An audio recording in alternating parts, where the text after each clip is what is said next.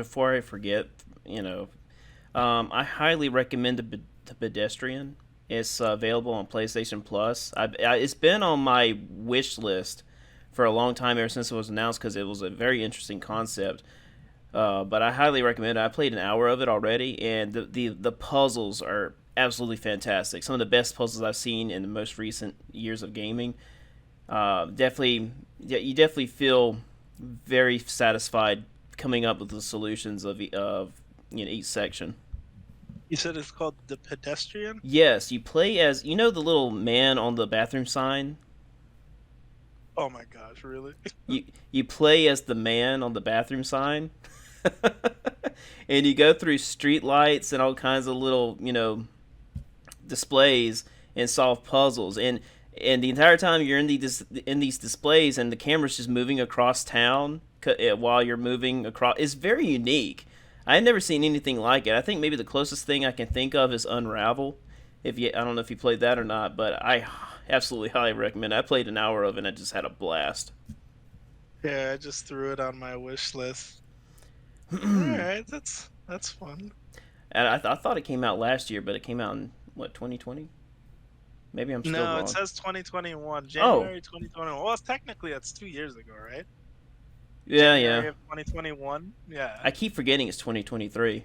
Um, Oh my gosh, time flies. I know. I'm like, man. Most definitely. Uh, So my number one. I mean, well, no particular order. It's just whatever I wrote down. Guacamole 2. Um, I my excuse basically is when I was playing it, it kind of felt a little too similar to the first game, and I'm like, am I going to waste my time playing this one? And so I need to go back and see exactly how similar it is. I mean, it's been probably, I don't know. Let's see. Let me look up when the game was released before I sound weird. Guac, it. Dang it, if I can spell. Yeah, here it is. Guacamole. Well, no, no, no, no, no. Shoot. Here we go. It was released in 2018. Wow, I didn't realize it was that far back. Yeah, so I haven't played it since 2018. I love the first game because it is another game that has a really good hardest difficulty. But the second game, I felt like I was already tired of the formula. And uh, to this day, I still want to go back and play it because I feel like I really owe it. Because I know the developers they're really talented in level design, and I just need to give it a second chance. yeah, I mean, I haven't played the first one or anything like that, but the art style is always so striking and made you curious. Hmm. They also have I really. Oh, sorry.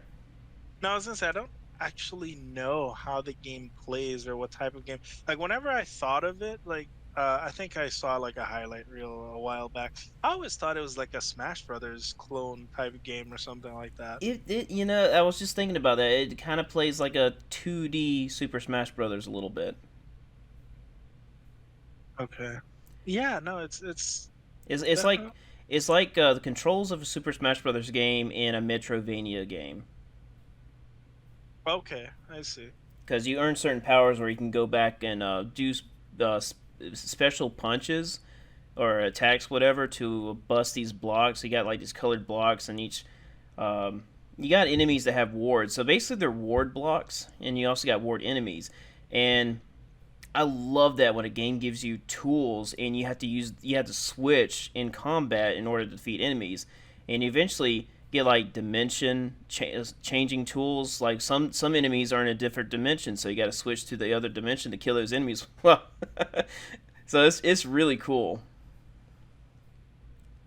Yeah, I mean it definitely sounds interesting. I 'Cause- think I think I have one of them in my maybe like they gave it away for PS Plus 1 month. I don't remember, but I gotta look it up. That was definitely one thing disappointing about High on Life, which I plan on reviewing eventually, is that they give you all these tools, yet you don't have to use all these tools in combat, and it could have kept the combat fresh. But you can basically just use the starting weapon throughout the entire game, and I just thought that was really lame. I enjoyed the game, it's just they didn't change it up enough. combat Oh, you wise. wish that yeah, you wish that the game sort of required you to use more of your arsenal. Right, it's like you can just use your starting pistol and that's it, and you get a gun.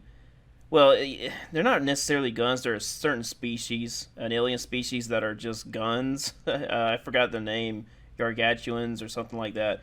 And the second gun you get, or second or third, depends on which path you choose. It shoots out a disc that you can use to platform. You can use for platforming. If anything, you can use them, but for platforming only. I mean, it's not mandatory in combat, but I really wish it was. But like, if you shoot out a disc, why couldn't there be an enemy where you had to chop off their head or chop off their midsection with that weapon? You also get a gun that slows down time. I wish there was an enemy that was super fast that you had to use that slowdown time for. I mean, there's all kinds of possibilities, and I really hope in the second game they utilize those unique weapons to their full potential. Yeah, that makes me think of forgot like a Metroidvania style game, Mm-hmm. where yeah, you're getting more powerful and getting, new abilities, but those abilities can be used or they try to incorporate them in combat as much as they do with platforming. Yeah. And that's what one of the I know we keep going off track, but like the OG Zelda games, like the Ocarina of Time and Twilight Princess, those games, um, they did that so well. Whenever they gave you a new tool in the dungeon, you could be sure that you were going to use that tool to fight the boss in that dungeon as well. Even though it's a traversal tool Mm-hmm. for the most part, you were sure to be able to use it in the boss fight in a creative way. And Zelda did that really well. I mean, even if they don't want to put in enemies that are mandatory for the tools given to you, they could at least push you to where you're like, oh man, I need to explore something else and maybe see if my strategy can develop with utilizing these other tools. There was never one moment in the game where I'm like, you know what, I feel like I need to use another weapon for this encounter. And like I said, they don't have to change up the enemies to be very specific to a weapon. Just maybe change up the encounter type to where you're kind of pushed changing your style. Okay, yeah, I think that makes a lot of sense. Yeah, you know what I mean. And trying to think about you know, I can't think of an example right now. I'm drawing a blank.